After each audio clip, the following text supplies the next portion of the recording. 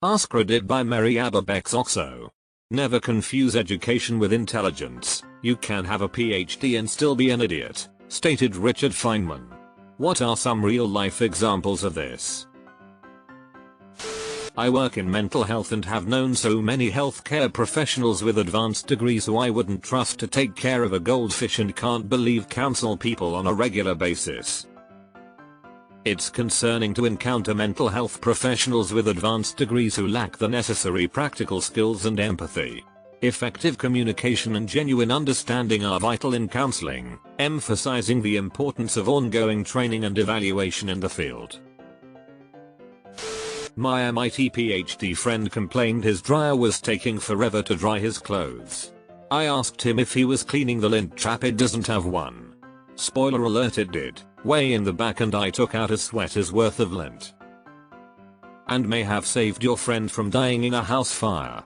I'd say he owes you a beer at the very least. Helped some mates move house. One was a uni student doing a double degree in computer science and something else very challenging. While we were packing boxes, he asked if he could borrow a saw. When I asked why, it was so he could shorten the legs on the dining table so it would fit out the door. The look on his face when I grabbed one of the legs and started unscrewing it was priceless. As was the look when I asked him how he thought they got it in the room in the first place. You can also pivot most furniture. I don't understand how his only answer was to damage it. Nobel disease. There are a ton of laureates that go conspiratorial batshit later in life. Driven mad after being gifted a golden amulet. The nurse I used to work with during the pandemic who was constantly bragging about how rich and important and highly educated she was, only for her to suggest to our Don at the kitchen start putting extra garlic in everyone's meals because garlic cures COVID. And here I am just putting extra garlic in everyone's meals because garlic is awesome. I know someone with a PhD in history who went to the Caribbean with only long trouser and amp jumpers to wear. He was so hot he had to cut his jeans down to shorts. Then, as part of the same trip, he went to Washington DC, and amp had to wear shorts the whole time. Someone should tell him about clothing stores. Every PhD with imposter syndrome on Reddit, me. Can't have imposter syndrome when I'm actually an imposter. My roommate in college was an academic genius, 35 act and med school RN etc. I brought him to Walmart with me because he wanted to buy an 8-pack of Gatorade. At the self-checkout he scanned one, saw the price was $7, and decided that must have been the price for each Gatorade. He ended up scanning the pack 7 more times and paid $56 for some Gatorade, all while thinking that was a fair price.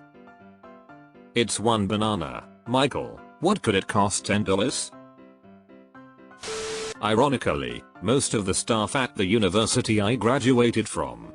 The problem is they get into teacher's assistant roles during their education, transition into junior associates after they graduate and just climb the ranks from there, often without any real working experience whatsoever. This culminated in my group project, which was 90% creating technical documentation and more than 50% of the workload for that semester, 16/30x if you're in the EU, being taught by a woman who asked us to not send her project drawings in DWG, standard industry format for vector graphics used by, among other apps, AutoCAD, because she's never used AutoCAD in her life. The sad thing? She was actually one of the better teachers there. Well, you really should be PDF-ing anything you do in AutoCAD. But yeah, most of the professors I had in college had no real world experience, or quit the real world to live in a bubble. Ben Carson, neurosurgeon, believing Egyptian pyramids were used to store grain. Q. Why are people so fixated on pyramids? They're just basically squares, right? A. You're right, but only up to a point. Getting a PhD requires you to be good at a very specific set of things, and educated enough to pursue those things to the exclusion of everything else for years. This can lead to some experimental gaps. Mathematics is, and has long been, particularly rife with eccentrics. Read, probably neurodivergent, from a time when that wasn't a diagnostic. People who were brilliant in their chosen branch of mathematics but struggled with tasks many of us would consider basic, such as tying one's own shoes. Experimental gaps. Lol. Understatement of the year. I'm not sure I kept up with anything in the past 10 years besides my research field. Tech, pop culture, sports, politics, world events, social media, whatever. I may have heard things in passing, but I'm literally stuck in 2013 in my mind. I'm literally fucking useless outside of my niche scientific field. And I'm tired. So unbelievably tired. I am an example. I have a PhD in biochemistry and I launched a dishwasher with liquid soap yesterday. After wondering if it would be okay, I added more, and then launched the dishwasher, and flood my kitchen in bubbles. The dishes were not clean, neither my kitchen floor. My enormous knowledge in detergent did not help a bit. I read a dishwasher manual that said to put in a cup of cooking oil into the soapy mess. The oil uses up the dish soap so the foam goes away. The floor would be sticky with dried foam. Gotta just keep mopping with clear water. My classmate who graduated with honors and had the highest GPA in the entire college was not able to hold a job because she was only book smart. 3 years later I'm the one who does her interview. I was an average student, and she failed it due to lack of clinical knowledge. Some people just memorize what they are told without understanding what it is. Higher education is getting worse every year at filtering out these types. My grandmother was a registered nurse, yet she thought the best soap for my sister's bubble bath was dish soap. My mom said her skin ended up so dry, it soaked up lotion almost instantly. Knowing tons of nurses, it's always baffled me how much people overestimate their medical knowledge. They are generally very intelligent, but the training in medicine, science, sociology, etc. is really quite superficial. My wife once has a roommate who was working on her PhD. At one point she basically went on an Oreo diet because they are vegan, and was later surprised to find her health wasn't improving. I mean, that just sounds like an excuse to stuff yourself with Oreos all day long. What do you call a doctor who finishes last in his class? I don't know. Doctor. This was a consistent joke during my 911M's career. Because some doctors are freaking brilliant and some doctors are absolute fucking morons, that possess a wealth of information but are incapable of using it in real time. I'd heard that joke and found it funny. Now that I work with doctors, I find this joke far less funny.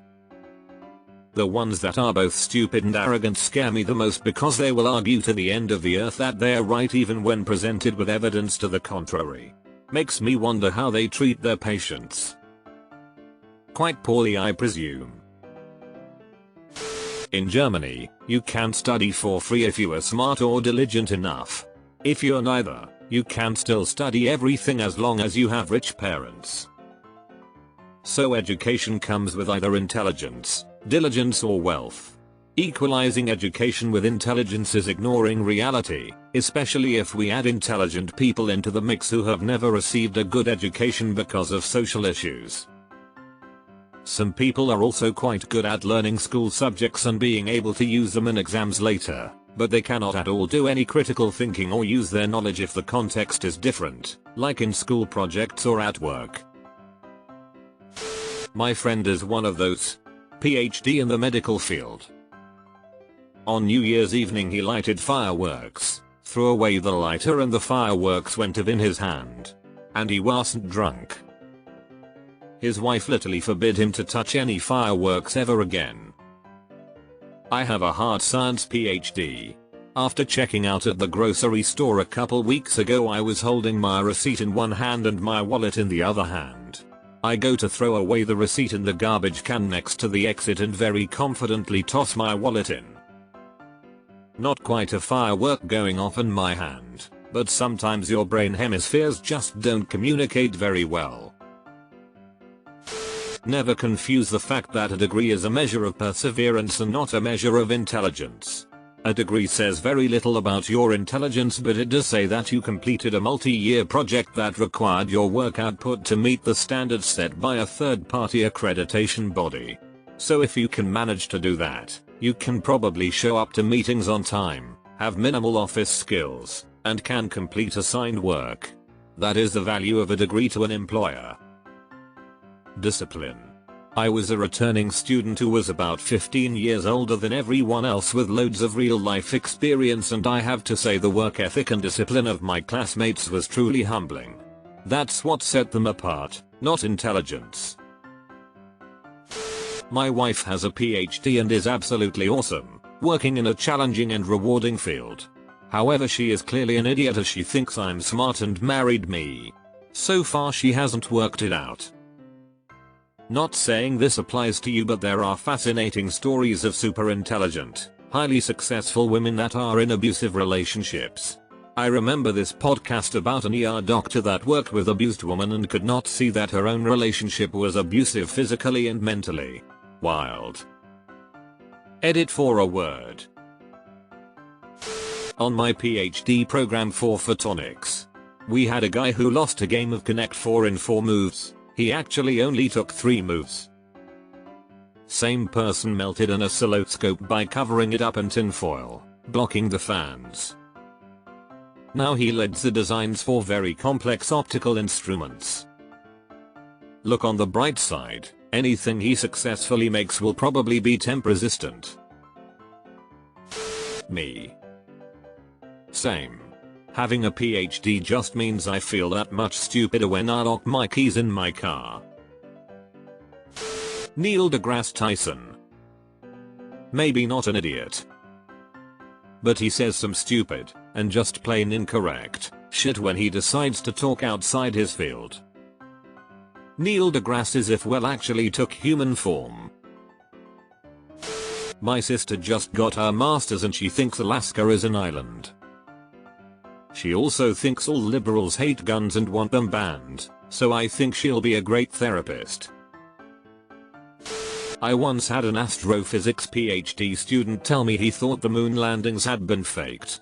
I assume he's finished his PhD by now. Here's one that was literally just below this thread on my feed: https://www.reddit.com/r/s/whvbxdus1c. Poor Amy. All of the politicians that went to Harvard, Yale, most of them were legacy admits, and it shows. When you get a bachelor degree you think you know something. When you get a master degree you realize you know nothing. When you get a doctoral degree you realize nobody knows anything. Or else you have Dunning-Kruger. Someone I worked with, who in fact had a PhD, said what it really stood for was piled higher, deeper. My experience with people with that level of education either were intelligent and were dedicated, or were incredibly unfocused, incapable with anything else in their life, and that was their only point of application. Piled Higher, Deeper is actually the name of a very popular PhD student-based comic, which might be what they were referring to. I'm a PhD grad and I fully agree with your second statement though. Corporate management. Yup, they all went to the same prestigious schools and became buddies and help each other get further up the chain without the work. I've seen it too many times. All about who you know most of the time. I always thought Ben Carson was the chief example of it, and also that being brilliant in one area does not mean being overall brilliant. A pioneering pediatric neurosurgeon, and then, gestures towards the 2016 campaign. Me. I have a PhD but I still use Reddit. I think some people in medical fields are pretty devoid of common sense. Most politicians.